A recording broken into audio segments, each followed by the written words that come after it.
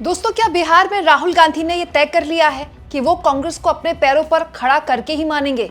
और अगर ऐसा हुआ तो इसकी कीमत कौन चुकाएगा? दोस्तों, चुनाव से करीब करीब 1-1.25 महीने पहले बिहार में महागठबंधन को लेकर एक गजब का उत्साह था। वोटर अधिकार यात्रा और उससे पूर्व में राहुल गांधी के वोट चोरी के नारे ने महागठबंधन को लेकर एक माहौल पैदा किया था। ऊपर से तेजस्वी यादव ने हर घर सरकारी नौकरी के बाद एक अलग तरह की लामबंदी, युवाओं की लामबंदी पैदा करने की कोशिश की। लेकिन जैसे जैसे टिकटों के बंटवारे और सीट शेयरिंग की बात आई, महागठबंधन में बहुत बड़े लेवल पर एक दरार दिखने लगी। दरार एनडीए में भी है, लेकिन क्योंकि वहां सत्ता है, सरकार है, ताकत है, तो वो दरार छुपा दी जाती है। लेकिन महागठबंधन में वो दरार खुलकर देखने को मिली।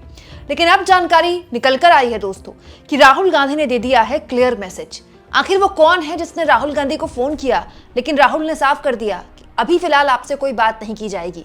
और क्या वाकई में महागठबंधन में जो रार है वो सुलझाई जा सकती है? अभी भी जल्दी जल्दी आपके सामने मैं रख देती हूँ। लेकिन दोस्तों, इस बात को लेकर वीडियो बनाने का मकसद मेरा इसलिए था क्योंकि दरअसल आरजेडी की तरफ से एक बयान दिया गया, जिसके बाद ऐसी अटकलें लगनी शुरू हो गई कि क्या महागठबंधन की दरारें अब पटने लगी हैं, अब सब ठीक होने लगा है महागठबंधन में, जिसको हम लोग इंडिया गठबंधन भी बोलते हैं। हुआ क्या दोस्तों, कल पूरा दिन यही चल रहा था मीडिया में कि जो विपक्षी गठबंधन है वो टूट चुका है, उसमें दरार आ चुकी है और कांग्रेस, आरजेडी, जेएमएम सब अलग हो गए हैं। इसीलिए आरजेडी की तरफ से कल शाम को यह बयान जारी करते हुए कह दिया गया, गोदी मीडिया और कुछ विशेष रुचि के लोग इधर उधर खबर प्लान कर रहे हैं कि राष्ट्रीय जनता दल इस सीट पर भी उम्मीदवार दे रहा है या फलाने की सीट पर भी उम्मीदवार दे रहा है। इस तरह की खबरें सच्चाई से मीलों दूर हैं। सभी से आग्रह है कि इस प्रकार की खबरों के आधार पर मन में भ्रम ना पालें। तो क्या आरजेडी ये कह रहा है कि जो खबरें उड़ रही थी कि इस सीट से कांग्रेस पार्टी के उम्मीदवार के खिलाफ आरजेडी ने कैंडिडेट उतार दिया, उस सीट से उतार दिया, क्या वो सारी खबरें भ्रम है या फिर जो भ्रम था वो दूर कर दिया जा चुका है? जैसा कि दोस्तों आरजेडी की तरफ से कहा गया है कि इस सीट से उस सीट से जो उम्मीदवार उतारने की खबर आ रही है, गोदी मीडिया की प्लांटेड खबरें हैं। अब देखिए, ये तो सच्चाई है दोस्तों कि पूरा का पूरा मीडिया किसके लिए काम करता है और किसके लिए नैरेटिव सेट करता है। लेकिन ये बात सच है कि कई सीटों पर इस तरह की खबरें आई हैं। जैसे सबसे इंपॉर्टेंट सीट दोस्तों, जो कांग्रेस के प्रदेश अध्यक्ष हैं राजेश राम, उनको लेकर मैंने आपको खबर भी दिखाई थी कल। उनके खिलाफ बाकायदा, सोचिए, कांग्रेस के प्रदेश अध्यक्ष के खिलाफ आरजेडी ने अपना कैंडिडेट उतार दिया दोस्तों। इसके अलावा 7 सीटें हैं, लालगंज, वैशाली, राजा पाकर, पछवाड़ा, रोसड़ा, बिहार शरीफ और गोड़ा बैराम। ये वो सीटें हैं जिसको लेकर गठबंधन में तकरार चल रही है दोस्तों। खास तौर पर गोड़ा बैराम में तो आरजेडी और कांग्रेस दोनों ने अपने उम्मीदवार भी उतार दिए। हाँ, ये हम कह सकते हैं कि मीडिया कुछ ज्यादा ही इसको बढ़ा चढ़ाकर पेश कर रहा हो, लेकिन ये बात भी सच है दोस्तों कि मतलब धुआं है तो आग तो लगी ही है ना। कैंडिडेट तो उतारे ही हैं आरजेडी ने। अब पॉइंट ये दोस्तों कि आरजेडी ने फिर इस तरह का ट्वीट क्यों किया? ये तो औपचारिक बयान है ना आरजेडी का, आधिकारिक बयान क्यों दे रही है आरजेडी? दरअसल दोस्तों, सुनने में आया है कि जब सीट शेयरिंग की बात चल रही थी तो तेजस्वी यादव ने डायरेक्ट राहुल गांधी से बात की या बात करने की कोशिश की। बात हुई कि नहीं हुई मुझे नहीं पता, लेकिन बात करने की कोशिश की। लेकिन राहुल गांधी ने कह दिया कि आप प्रदेश के जो नेता जो बार्गेनिंग कर रहे हैं, जो सीट शेयरिंग को लेकर आपके साथ बैठे हैं, आप उनसे बात कीजिए, उसके बाद बात फाइनल करेंगे। दरअसल दोस्तों, इस पूरे मसले पे जो खबरें उड़कर कांग्रेस पार्टी के खेमे से आ रही हैं वो ये है कि इस बार कांग्रेस पार्टी ने पहली बार ये फैसला लिया है, शीर्ष नेतृत्व ने, कि किसी भी हाल में हम अपने गठबंधन के सहयोगियों के लिए अपनी सीटों का बलिदान नहीं देंगे। और ये पहली बार है कि कांग्रेस पार्टी का नेतृत्व किसी भी हाल में इस तरह के मसलों पर बीच में पड़ने के लिए तैयार नहीं है। उसने जो राज्य का नेतृत्व है, प्रदेश कांग्रेस के प्रभारी हैं, प्रदेश अध्यक्ष हैं और जो बाकी लोग, केसी वेणुगोपाल जैसे लोग जो बार्गेनिंग कर रहे हैं, उनसे कहा जा रहा है कि आप अपने हिसाब से हैंडल कीजिए। पहली बार केंद्रीय नेतृत्व ने फ्री हैंड दिया है। नहीं तो अमूमन क्या होता है, बार्गेनिंग चल रही होती है, बार्गेनिंग ठीक नहीं होती तो जो राज्य के नेता हैं वो केंद्रीय नेतृत्व से बात करते हैं और फिर बातचीत जो है वो एक तरह से कांग्रेस को मन मानना पड़ता है, एक तरह से अपने आप को दिखाना पड़ता है कि भाई चलिए हम गठबंधन के धर्म के लिए करते हैं। तो कांग्रेस पार्टी का ये कहना है कि हम हमेशा गठबंधन का धर्म निभाते हैं, लेकिन हम अपने सहयोगियों से भी अब यही उम्मीद करते हैं। तो इस बार बात जो है वो अड़ गई है। इनफैक्ट दोस्तों, कहने वाले तो ये भी कह रहे हैं कि तेजस्वी और लालू इस बात पर अड़ गए कि किसी भी हाल में कांग्रेस को, किसी भी हाल में 40 से ऊपर सीटें नहीं देंगे हम, लेकिन कांग्रेस इसके लिए तैयार नहीं है। अब पॉइंट ये दोस्तों कि जो उम्मीदवार उतारे गए हैं, देखिए अभी नामांकन वापस लेने का प्रत्याशियों का अभी वक्त है। प्रत्याशी अभी भी चाहे तो नामांकन वापस ले सकते हैं। तो कहने वाले ये भी कह रहे हैं कि अभी भी बातचीत चल रही है और हो सकता है कि नामांकन वापस ले लिया जाए, लेकिन एक पक्ष ये भी कह रहा है कि बातचीत ही बंद हो गई है।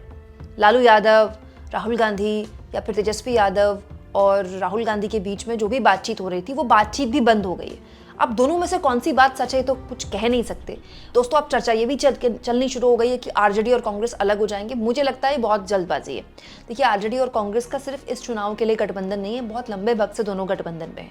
लालू यादव ने सोनिया गांधी के साथ बहुत शानदार सामंजस्य बनाया है और इतने लंबे टाइम तक लालू यादव इंपॉर्टेंट रहे इस यूपीए के लिए। तब तो यूपीए हुआ करता था, तब इंडिया गठबंधन नहीं था। तो पॉइंट ये है कि मैं तो नहीं मानती कि इतनी जल्दी गठबंधन टूटने को लेकर हमको ऐसी बात करनी चाहिए।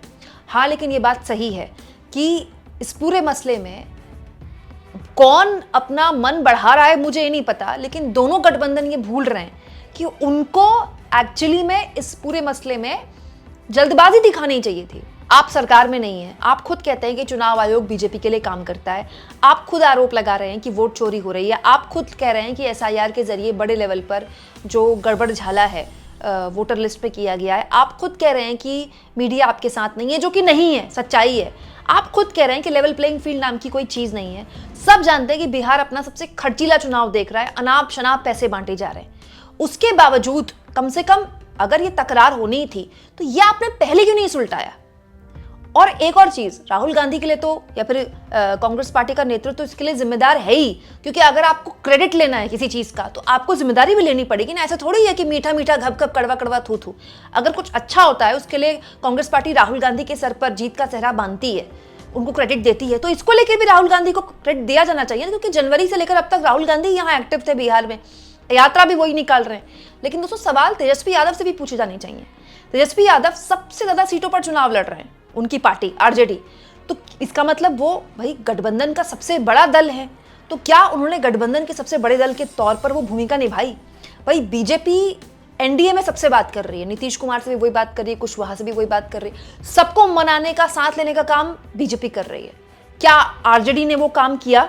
और सबसे बड़ी बात दोस्तों, मुख्यमंत्री का नाम के तौर पर अभी तक तेजस्वी यादव के नाम का ऐलान हो जाना चाहिए था। हाँ, एक गुट ये कहता है कि नाम का जान के ऐलान नहीं किया गया क्योंकि पूरा का पूरा बीजेपी का नैरेटिव, फिर लालू यादव के ऊपर जो आरोप हैं, राबड़ी देवी पर जो आरोप तय किए गए, तेजस्वी यादव पर जो आरोप है, पूरा का पूरा चुनाव उसी पर फोकस कर दिया जाएगा। लेकिन वो तो वैसे भी हो रहा है दोस्तों, वो तो वैसे भी होगा। ये बात सच है ना कि तेजस्वी यादव से पॉपुलर इस वक्त सीएम के तौर पर कोई भी नहीं है, सीएम कैंडिडेट के तौर पर। हालांकि दोस्तों, इसमें हमको बीजेपी के नैरेटिव को भी समझना चाहिए। बीजेपी खुद तो नीतीश कुमार को सीएम बनाएगी कि नहीं बनाएगी इसको क्लियर नहीं कर रही, लेकिन आप देखिए उसकी मीडिया दबाव बना रही है विपक्षी खेमे पर कि आप अपना सीएम बताइए। बीजेपी ने तो नहीं बताया। हाँ, लेकिन ये हम कह सकते हैं कि कम से कम बीजेपी ये तो बोल रही है कि नीतीश कुमार के नेतृत्व में चुनाव लड़ेंगे। तो ये क्लैरिटी महागठबंधन में तो होनी चाहिए ना कि तेजस्वी यादव के नेतृत्व में चुनाव लड़ेंगे, ये तो आप बोलिए कम से कम। तो ये जो क्लैरिटी है दोस्तों, ये कुछ बहुत दिनों पहले हो जानी चाहिए थी, क्योंकि आप सरकार में नहीं है, आपके पास उतने संसाधन नहीं है। दोस्तों, आपके कार्यकर्ता में, अगर विपक्षी खेमे के कार्यकर्ता में कंफ्यूजन पैदा हो गया, ये भ्रम पैदा हो गया, तो फिर आप कैसे चुनाव लड़ेंगे? एक ऐसा चुनाव जहां पर 1.5-2 महीने पहले आप खुद फील्ड में एक साथ उतर रहे हैं, हर सभा में एक साथ दिख रहे हैं, और वहां आपका सामंजस्य ऐसा भी नहीं दिख रहा है।